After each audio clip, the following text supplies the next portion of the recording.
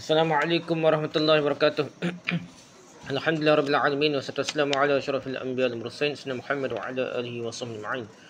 Rabbi shrah li sadri wa yassir li amri wa hlul 'uqdatam min lisani yafqahu qawli. Amma ba'du. Kita sambung lagi balik kitab kita ni, Tersesat, Kebatilan Gerakan New Age. New Age dah. Oleh Ustaz Ahmad Ikramah Makno. Sekarang kita tengah bincang bab kebatinan di barat dah. Dipanggil gelombang baru aliran kebatinan barat. Gelombang baru aliran kebatinan barat. Kita sambung pula tentang misioneri Hindu di barat. Misioneri Hindu dah. Bukan misioneri Kristian, misioneri Hindu di barat. Selain dari gerakan orang putih yang membawa pengamalan kebatinan dan spiritual, ia juga turut disuntik oleh kehadiran guru dan yogi Hindu ke dunia barat. Yogi yoga gitulah ada. Jenis tapo gitu. Ia import tu ke dunia barat tu yogi Hindu lah untuk menyebarkan spiritual Hindu. Ini kerana mereka melihat keserasian pengamalan kelompok yang mencari alternatif dalam beragama di barat. Ada kesasri ada. Usaha penyebaran spiritual Hindu yang paling aktif dan sistematik ke barat adalah bermula dari gerakan Ramakrishna. Ramakrishna Mission yang diasaskan oleh ketua murid Sri Ramakrishna iaitu Swami Vivekananda. Swami Vivekananda pada 1 Mei 1897. Inilah kira hak paling aktif sistematik. Yang ke barat dah. Daripada India. Organisasi ini terutama menyebarkan falsafah Hindu Vedanta iaitu aliran falsafah Advaita Vedanta dan 4 falsafah yoga iaitu Jnana Yoga, Bhakti Yoga, Karma Yoga dan Raja Yoga. Ada 4 ni yoga ni. 4 falsafah yoga dah. Swami Vivekananda atau nama asalnya adalah Narendranath Datta merupakan seorang penganut Hindu yang ketat. Pada usia mudanya beliau telah menyertai Freemason dan perkara ini disebut dalam buku yang tulis oleh pengikutnya dari timur dan barat, The Life of Swami Vivekananda, volume 1 dah. Tulis gambar dah. On February 19, 1884, Narendranath Datta joined the Achar and Hope Lodge, number 234, which is now the Grand Lodge of India, number 1, W.C. Banerjee and Name Chandra Basu, friends of Narendranath's father Vishwanath, were active members of the lodge. After joining the Masonic Lodge, Narendranath Datta passed the test on April 5, 1884 and was raised to the degree of Master Mason on May 20 of the same year.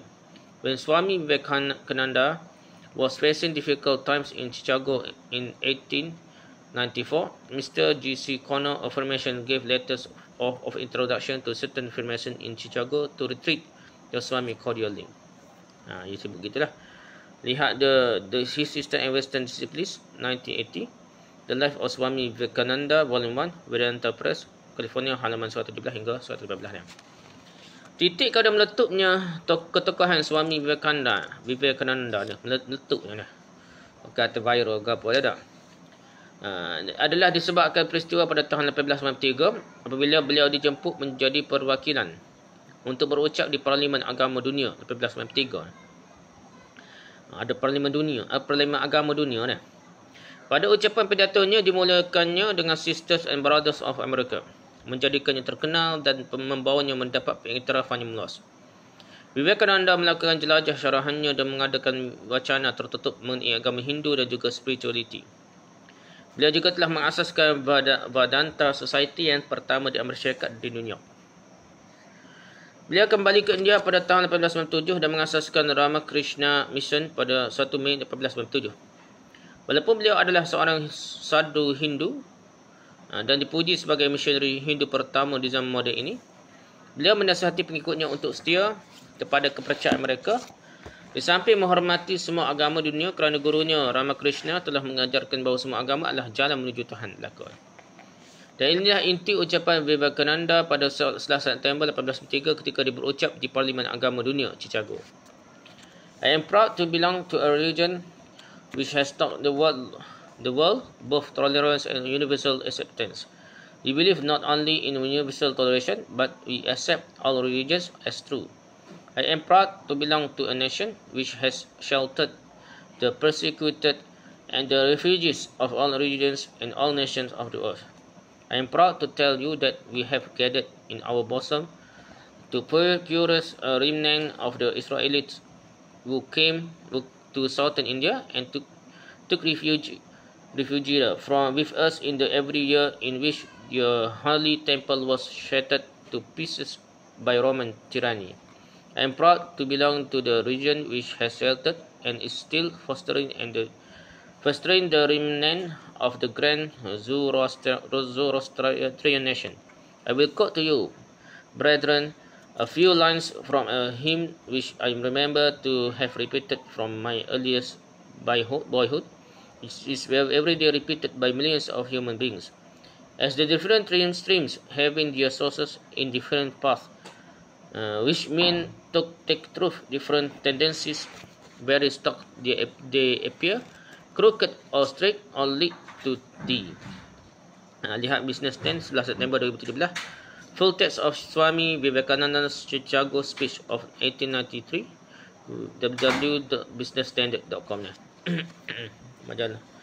Lah cerita pasal bisnes tahu.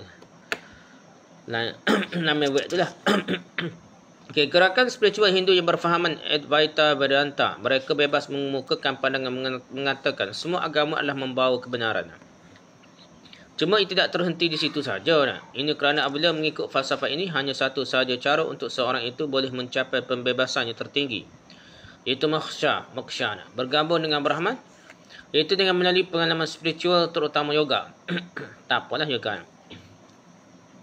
Swami Vivekananda juga merupakan misionari Hindu pertama yang membawa yoga ke dunia barat melalui pertubuhan Vedanta Society yang tubuhkan di New York pada November 1984 lah. Lihat Vraja Prarana Prof. Rajika 1994, Divine Wisdom Vedanta in the West, Vedanta Press US, halaman 34 jika benar. Oleh itu, yoga adalah perkara yang paling penting dan merupakan akar yang boleh dibawa keseluruhan falsafah keselamatan singkat di dalam Hinduisme atau untuk diperkenalkan pada orang bukan Hindu.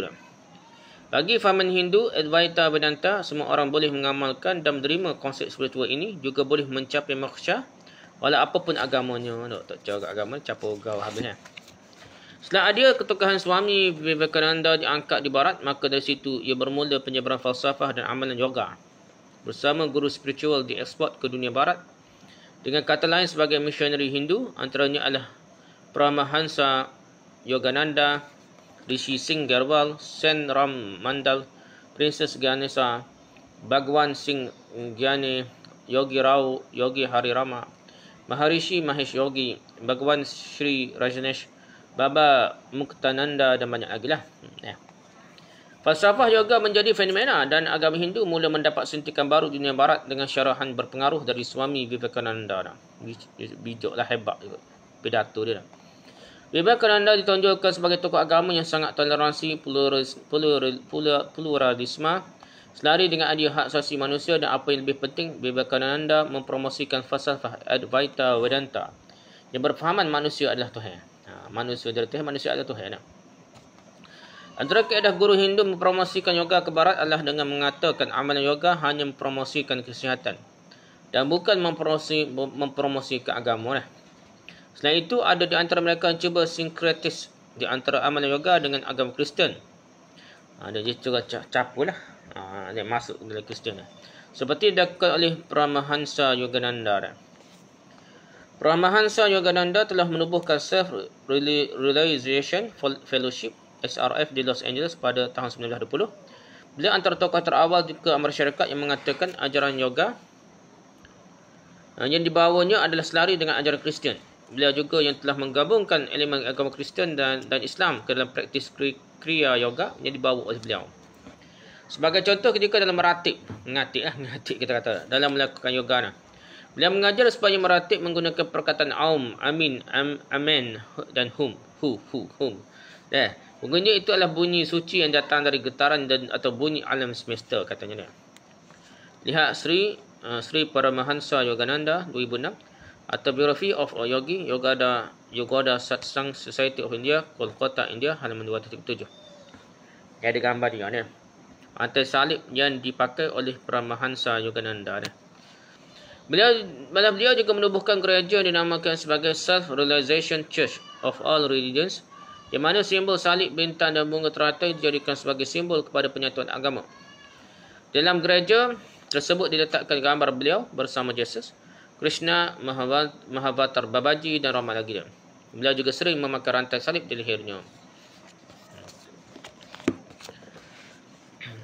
Ada gambar Self-Realization Church of All Religions yang dibina oleh Yogananda. Putih mentipu India ni. Hasil dari sinkretisme ada percampuran lah masuk. Yang dibawa oleh Yogananda ini berjaya menarik ramai pengikut dari kalangan masyarakat barat.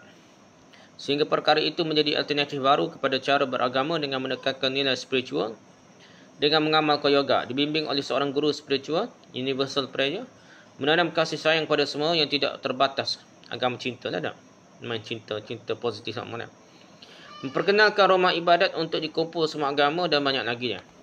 Setelah itu pada tahun 1965, aliran gerakan Hindu bernama Hare Krishna atau International Society for Krishna Consciousness ISKCON ISKCON juga datang bertapak di Amerika Syarikat, disusuli dengan Maharishi Mahesh Yogi dengan ajaran Transcendental Meditation, Sri Rajneesh dengan Osho, Baba Muktananda dengan SYDE dan Foundation dan ramai lagi lah.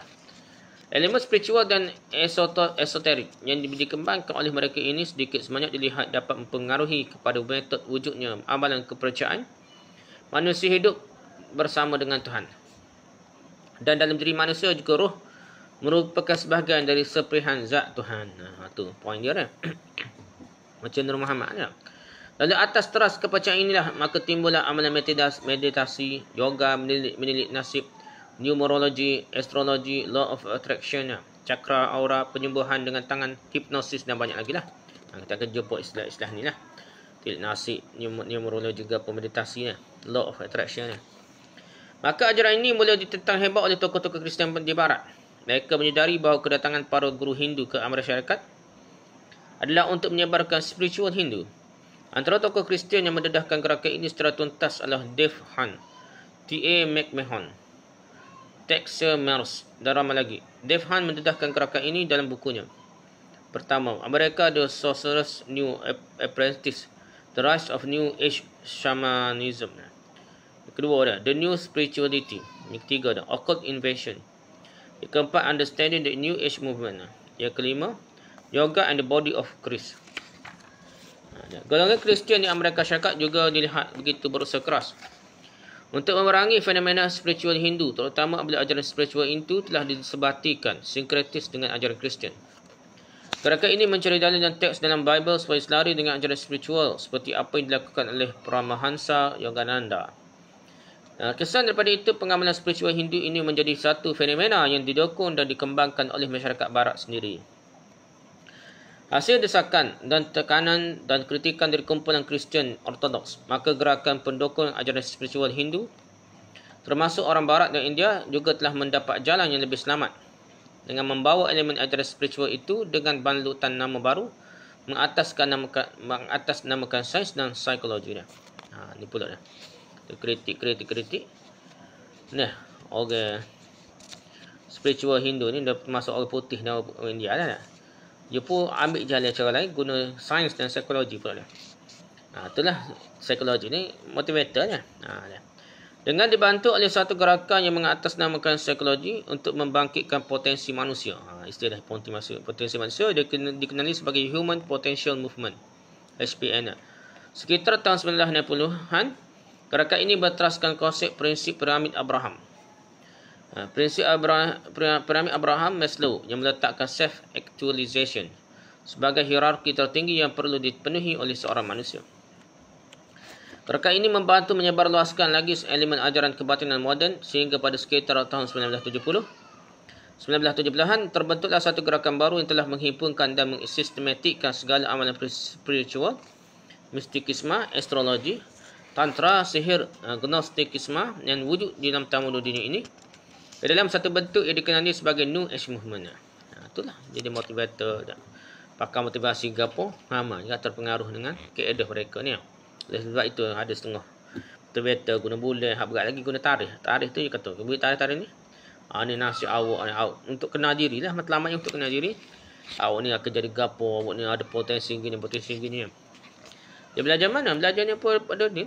Ada gerakan New Age Movement ni yang telah menyerap ke dalam psikologi lah. Sains dan psikologi sebenarnya.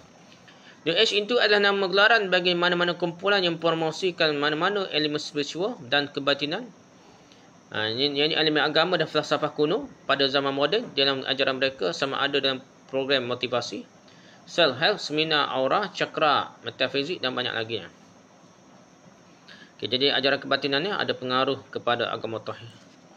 Ajaran kebatinannya pengaruh pada agama tauhid wahdatul wujud. Dah.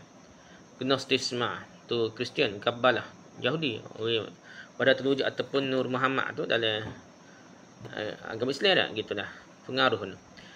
Dan juga mempengaruhi pengaruh kepada gerakan kebatinan moden barat. Contohnya spiritualisme, mesmerisme, transcendentalisme, New Thought, Theosophical Society. Dan dia juga ajaran kebatinan ini telah masuk dalam ajaran kebatinan klasik ni. Hindu, Buddha atau paganisme, shamanisme ni.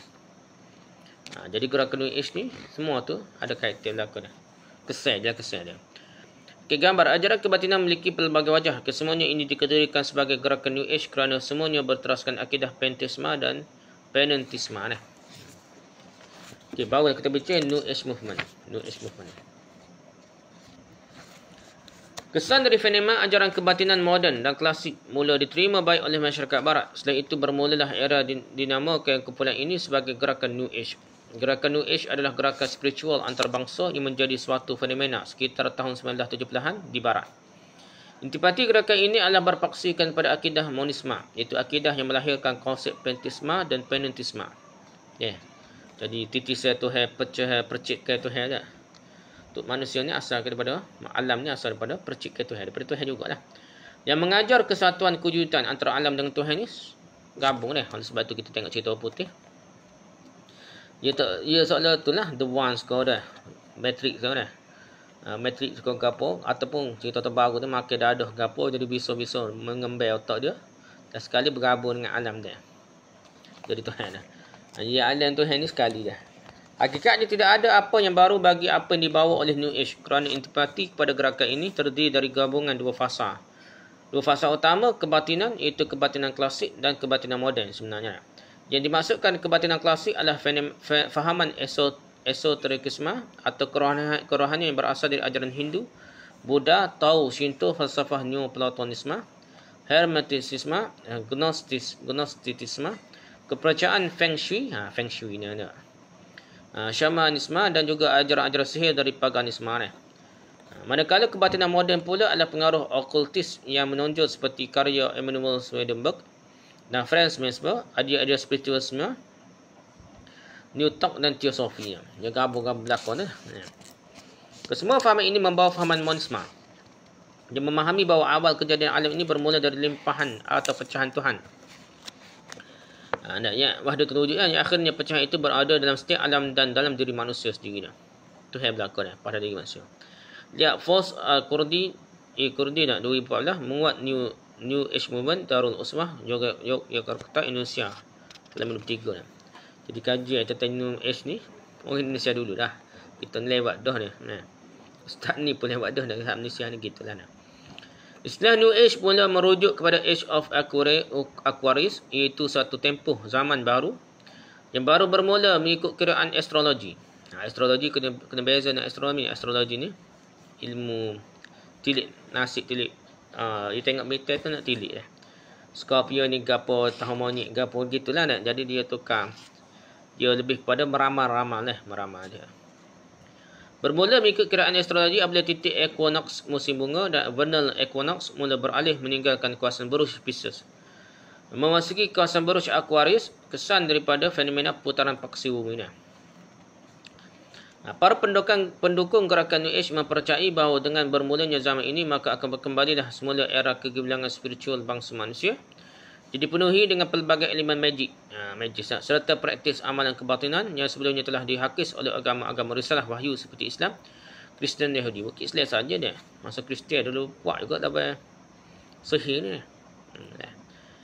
Justru gerakan New Age ini giat mempromosikan amalan-amalan berunsurkan kebatinan seumpama amalan meditasi, yoga dan perubatan alternatif atau umum yang berkaitan dengan roh kepada masyarakat serta mendoktrinkan konsep pseudosains seumpama konsep gelombang atau getaran tenaga dari dalam diri manusia bagi menyediakan asas untuk penerimaan akidah monisme, panteisme dan penentisme mereka. Maksudnya sama berpunca Tuhan ni. Daripada titik saya Tuhan tu, titik terpecah percikai Tuhan tu jadi makhluk gitulah. Maksudnya Tuhan yang alim ni satu lah, wahdatul wujud.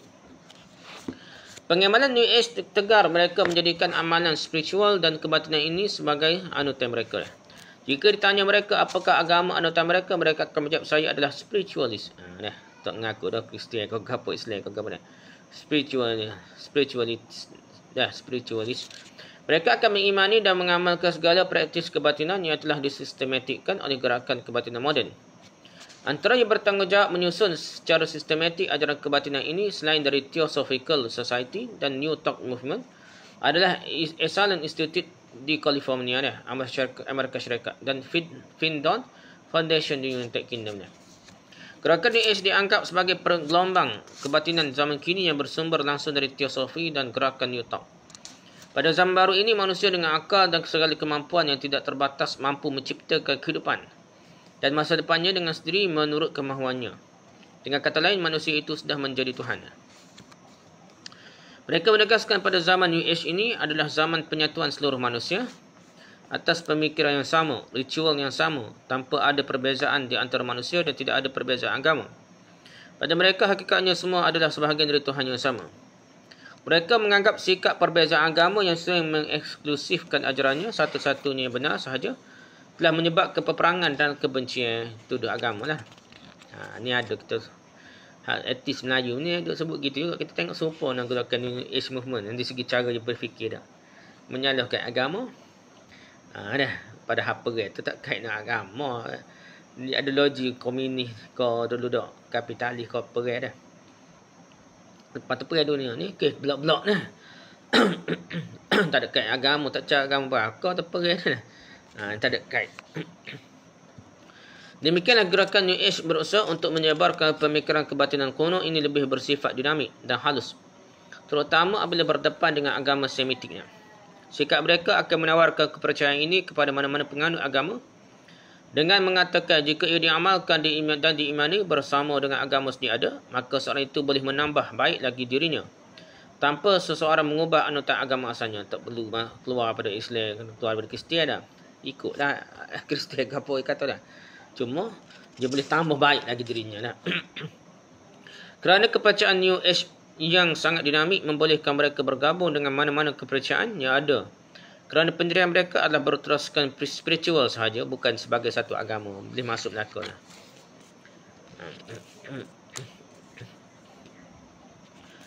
Kita masuk bab barulah kepercayaan dan amalan New Age. Asas bagi akidah New Age adalah panteisme dan penentisme. Wahdatul wujud kita kata dah daripada Tuhan tu.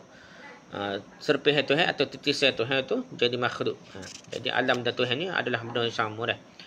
Yang memahami bahawa alam semesta ini terdiri dari tenaga atau roh yang merupakan manifestasi Tuhan yang bertebaran dan mendiami dalam sesuatu yang menghidupkan sesuatu dah. Jadi semua tu Tuhan bertebaran dah. Mengikut ajaran New Age dah. Akidah New Age. Antara agama dan falsafah memiliki penerangan ini adalah agama dulu serupa dengan New Age ni ialah agama Hindu. Bagi falsafah yang berteraskan ajaran kitab Upanishad, mereka percaya bahawa kuasa tertinggi adalah Brahman. Ada kalanya ia disebut sebagai Tuhan yang tertinggi, ada kalanya juga ia disebut sebagai entiti tertingginya. Ini percaya bahawa Brahman adalah punca kepada kejadian segala sesuatu dan ia tidak berbentuk, tidak memiliki rupa serta tidak dapat dibayangkan. Menurut kitab suci agama Hindu iaitu Upanishad, menceritakan bahawa dari Brahman inilah terbentuknya tenaga yang menjadi punca kepada wujudnya alam semesta. Brahman telah membahagikan partikel atau zatnya yang dikenali sebagai Atman. Atman ini difahami sebagai satu tenaga Tuhan yang menjadikan kehidupan, dan ia juga dikenali sebagai roh yang wujud dalam setiap alam ini.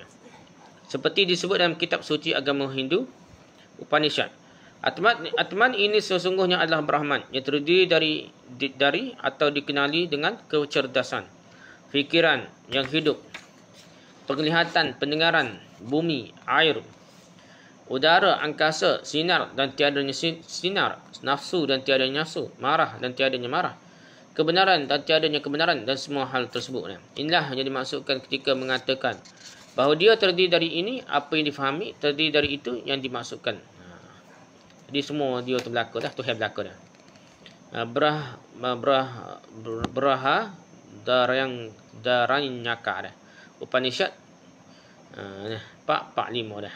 Gapo tak ada jilid ke apa dah. Pasang. Dari kitab Upanishad pula dah, yang lagi dah. Dah. Iaitu yang adalah sari yang halus akar dari semuanya. Seluruh alam semesta ini menjadikannya sebagai atmannya. Chandogya Upanishad 6:7 dah. Sesungguhnya seluruh jagat ini adalah Brahman. Dari mana dia datang ke mana-mana, tanpa siapa dia akan dihancurkan. Dan di mana dia bernafas dalam ketenangan. Seseorang semestinya samadhi atas hal ini. Sekarang sesungguhnya seseorang berada di dunia kerana suatu tujuan, sesuai dengan tujuan yang dimiliki seseorang dalam dunia ini. Demikian juga dia meninggalkannya kerana itu biarkanlah seseorang merungkai tujuan untuk dirinya. Chandogya Upanishad 3:14-1. Ini semua tu ayat-ayat nak ceritanya. Semua tu satu tujuan, iaitu jadi Tuhan belaka dah. Semuanya asal betul Tuhan. Atman. Atman atau roh purba yang ada dalam diri manusia akan diliputi dengan ilusi dan maya apabila telah mengambil badan fizikal sebagai manusia di kehidupan dunia ini. Untuk membersihkan roh Atman dari segala tipu daya maya dan ilusi ini, dunia ini ilusi belaka. Maya belaka macam internet ke apa dah. Adalah perlu melakukan yoga untuk mengetahui hakikat dalam dirinya sendiri dah. Jadi nak tahu hakikat diri, dia suruh yoga lah, tapa dah. Seperti disebut dalam bahagian Sevatasvatara Upanishad. Kabus, asap, matahari, angin, api, kunang-kunang, kilat, kristal, bulan inilah bentuk-bentuk pertama dari pengujudan Brahman dalam yoga. Ketika 5 sifat dari yoga dihasilkan seperti kemunculan tanah, air, udara, api dan antariksa. Kemudian tidak akan ada lagi penyakit, maka di tubuh itu diperkuat oleh api yoga. Tidak ada tempatnya untuk penyakit, usia tua dan kematian. Ringan, kesihatan, kestabilan, peningkatan warna tubuh, kesempurnaan dalam suara. Harumnya bau badan, membuang kekotoran dengan sedikit, dikatakan sebagai hasil pertama dari yoga. Dari yoga tu dia jadi boleh buat penyakit lah. Kupu tenaga lah penyakit. Sama seperti cermin yang bersinar terang setelah dibersihkan, begitu pula yogi, ia telah menyedari hakikat jiwanya yang asli, Atman menjadi sebati dalam satu tubuhnya. Mencapai kepuasan dan tetap bebas dari kesedihan melalui sifat sebenar asli jiwanya sendiri. Dari Atman dia melihat seolah-olah pelita yang dipegang pada sifat asli Brahman. Ketika dia melihat sifatnya yang sebenarnya sebagai orang yang belum lahir dan benar-benar suci, dia dibebaskan dari semua belenggu sekaligus. Sevatasvatara Upanishad jilid 2 11:15 hingga 15. Hakikatnya mereka percaya bahawa hidup ini adalah sebagai kesatuan dengan Tuhan. Hidup ni satu dah Tuhan. Maksudnya wahdatul wujud lah, Nur Muhammad semua tu. Jadi campur belaka dah. Alam ni semuanya unsur ketuhanan dah. Cuma nak pergi pada peringkat Tuhan yang tinggi lah dah. Itulah hubungan Atman dengan Brahman. Inilah Atman yang adalah sifat dari aksara aum. Dalam hubungan dengan unsur-unsurnya, ruang-ruang itu adalah unsur-unsurnya. Unsur-unsurnya adalah ruang-ruangan itu, huruf A, huruf U, huruf M dah. Wanara yang lingkungan kegiatan. Kegiatannya adalah keadaan waktu terjaga adalah huruf A. Taijasa yang lingkungan kegiatan-kegiatannya adalah keadaan mimpi adalah huruf U. Prajna yang lingkungan kegiatan-kegiatannya adalah keadaan tidur nyenyak adalah huruf M. Unsur ketiga berasal dari akar ini mengukur atau sebab bersatu. Dia yang mengerti hal ini akan mengukur mengetahui semuanya ini dan menyatukan juga semua ini dalam dirinya. Badukya Upanishad 8 hingga 9. Ini semua ayat-ayat nak cerita tentang kesatuan dengan Tuhan. Selagi mana seorang tidak mencapai tahap tertinggi dalam pencarian spiritual, yakni belum mencapai kesedaran bahawa Atman dan diri dan Brahman adalah sama, maka hidupnya akan diketari dengan samsara. Jadi Atman itu akan terperangkap di dunia dengan kelahiran semula, reinkarnasinya. Kalau tak apa molek, ia akan bangkit semula, jadi orang semula ke, jadi anjing ke lembu ke apa dia. Kelahiran semula ke dalam tubuh dan kehidupan yang lain. Antara falsafah Hindu yang membawa kepercayaan ini adalah Advaita, Vedanta dan Yoga. Akidah ini cepat tersebar terutamanya pada zaman perkembangan Hindu moden di dunia barat. Dia cerita putih ada tak? Orang bangkit semula tu jadi anjing ke apa dah. Akidah ini tidak mempromosikan sembahan patung sebagai manifestasi Tuhan, tapi mempromosikan Tuhan dalam diri dia. Itulah kata ajaran agama Hindu dan agama Hindu. Neoplatonisme ni, walaupun dikatakan berhala banyak oleh Hindu ni, sebenarnya dia ni ajaran sebenarnya nak suruh satu Tuhan dah. Semua tu Tuhan belaka. Dan untuk mencapai tu perangkat Brahman tertinggi tu, dia kena yoga lah, ni tak apa dah. Selepas tu Neoplatonisme ni. Neoplatonisme adalah satu sekolah falsafah yang diasaskan oleh Arminius Sakas 175 hingga 242 Masihi dah. Taman Yunani teh Babylon ke apa dulu dah. Dan Plotinus 204 hingga 270 Masihi yang membawa satu idea, the one, the intellect and the soul. Dan the soul lah. Falsafah yang dibawa ini banyak memberi kesan pada komuniti Kristian, Muslim, Pagan, Gnostisme dan banyak lagi lah agama lain dia terpengaruh. Plotinus mengajarkan bahawa the one sudah ada sejak azali, sebelum terjadinya segala sesuatu dia. Azali lagi ada dia. Jadi the one, dia guna istilah the one dia. Macam cerita Matrix, the one dia. The one kedudukannya adalah tertinggi yang tidak ada keduanya dan melangkaui semua makhluk serta bukan makhluk. The one ini terlalu sulit untuk difahami, tidak dapat digambarkan sama sekali kerana ia berada di luar kemampuan bahasa dan pemikiran manusia untuk difahaminya. Dari the one inilah bermulanya asal-usul segala sesuatu dah. Daripada yang satu ini ia melimpahkan emanasi dah. Titisai lah dah. Dua tahap yang lain, limpahan emanasi yang pertama daripada the one ialah nous atau intelek atau akal. Manakala dari nous terbit limpahan emanasi kedua iaitu ruh. Setelah melalui proses limpahan emanasi seterusnya lahirlah alam dan manusia seluruhnya. Nur Muhammad ni dah. Konsep tahapan ini tidak sama dengan falsafah penciptaan Allah SWT menciptakan alam ni. Kita belajar dari Al-Quran hadis lain lah. Ini kerana konsep emanasi dalam falsafah Neoplatonisme dianggap bersifat panteisme. Iaitu kewujudan alam ini hakikat dari diri Tuhan. Dan alam ini adalah Tuhan seluruhnya. Alam ni adalah Tuhan. Menurut Julian Barrios dalam bukunya History of Philosophy, Plotinus system is governed by two principal features, its pantheism and its opposition to materialism. Neoplatonism is pantheistic. It does not distinguish between God and the world. The world proceeds from the one, not by the process of creation. An idea foreign to Greek thought, but by the process of emanation. Lihat Julian Barrios 1997, History of Philosophy. Dover Publications, New York, halaman 99.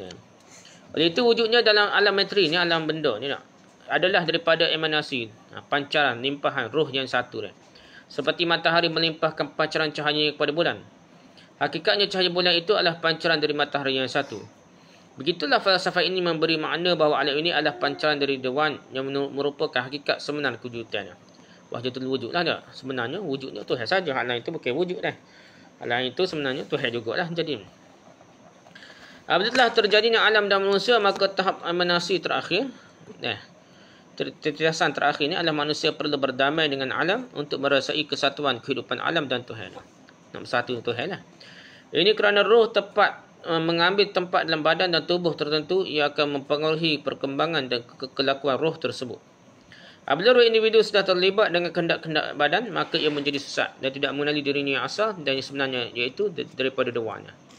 Jadi tak khabar, jadi anal haq lah, apa dia macam al-hadash ni. Dia kata dia Tuhan lah, ada dari poket itu macam-macam dia kecek ngarut dia. Syatahat dia kata ni. Oleh itu transcendensi untuk kembali roh kembali bercantum dengan the one, semula inilah merupakan tujuan dasar ajaran Plotinus, bersatu dengan Tuhan. Caranya adalah dengan melalui proses pembersihan roh dalam diri manusia dari pengaruh dunia dan kebendaan, menyamai konsep maya dalam Advaita Vedanta.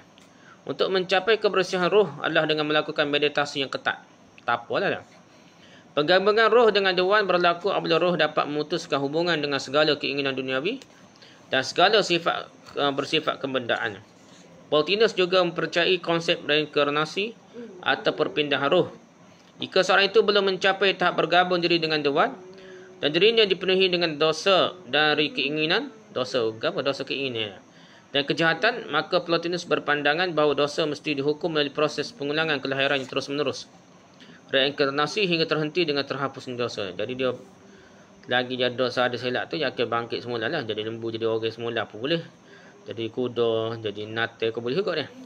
Falsafat Advaita Vedanta dalam Hinduisme dan Neoplatonisme ini boleh dikatakan tunjang utama struktur akidah. Di kalangan gerakan kebatinan moden ini fenomena-kan oleh Theosophical Society, New Thought Movement dan New Age Movement.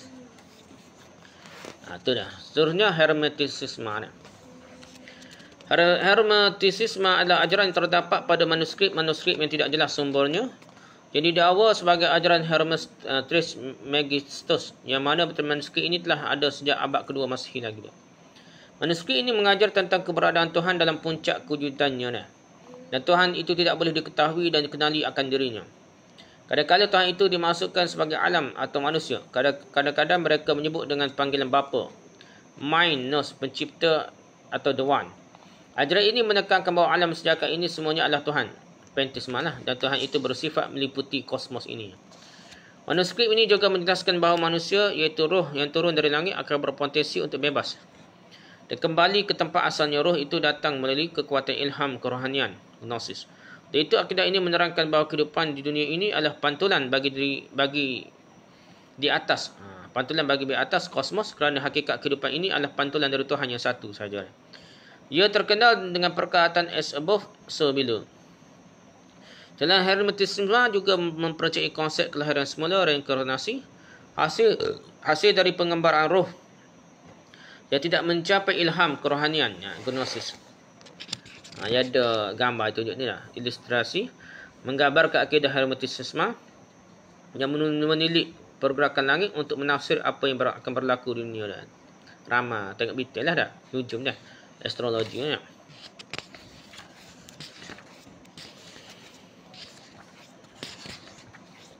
Jelas tu dah. So Hermetisme lah. Hermetisme ini telah disimpulkan secara tersusun dalam buku The Kybalion, A Study of the Hermetic Philosophy of Ancient Egypt and Greece, yang diterbitkan pada tahun 1908 dari kalangan New Thought, William Walker Atkinson. Hermetik moden ini sangat berpengaruh dalam kalangan gerakan New Age dengan disimpulkan kepada beberapa prinsip utama. Pertama, prinsip mentalisme, itu semua adalah minda, mind lah. Alam semesta adalah minda, mind. Dia cakap aura positif ni, lepas tu minda positif sama lah. Yang kedua, prinsip law of correspondence, iaitu as above, so below. As below, so above. Prinsip ini merangkumi bahawa selalu ada hubungan antara undang-undang dan fenomena dari berbagai makhluk dan kehidupan di alam ini. Apa yang berlaku di atas Tuhan juga sama berlaku pada di bawah Tuhan juga. Atas bawah sama Tuhan berlaku. Yang ketiga, prinsip getaran. Itu semua kehidupan ini adalah bergerak dan semua bergetar dan memiliki tenaga. Gerpu tala kata. Istilah gerpu tala pun ada unsurnya. Ialah bentuk akar bagi kepercayaan New Age yang mengimani konsep monisme. Dan asalnya daripada satu tu jadi makhluk ni. Yang bermula dari titik sumber tenaga, ni pusat roh, dari Tuhan, roh ni Tuhan. Bagi mereka lah yang berpecah mendiami dalam kehidupan ini. Dari situlah difahami bahawa alam ini adalah Tuhan, kerana kehidupan ini adalah penjelmaan dari Tuhan yang satu. Demikian itu akidah ini dikenali sebagai Pantheisme dan juga Panentisme. Apabila New Age memahami bahawa semua alam ini adalah Tuhan, maka dari sinilah akidah perlu mencintai kesemua kehidupan tanpa batas. Kerana hakikat diri kita dan semuanya adalah dari Tuhan yang sama belaka. Inilah istilah yang mereka gunakan adalah God is love, love is God. We are one, one God, one love. Unity in diversity dan senada dengannya. Sekat itulah dulu dah. Lepas ni kita bincang pluralisme agama dan macam-macam lagi. Wallahu a'lam. Subhanakallah wa bihamdika, subhanakallah wa bihamdika, subhanakallah wa bihamdika, asyhadu an la ilaha illa anta, astaghfiruka wa atubu ilaik. Assalamualaikum warahmatullahi wabarakatuh.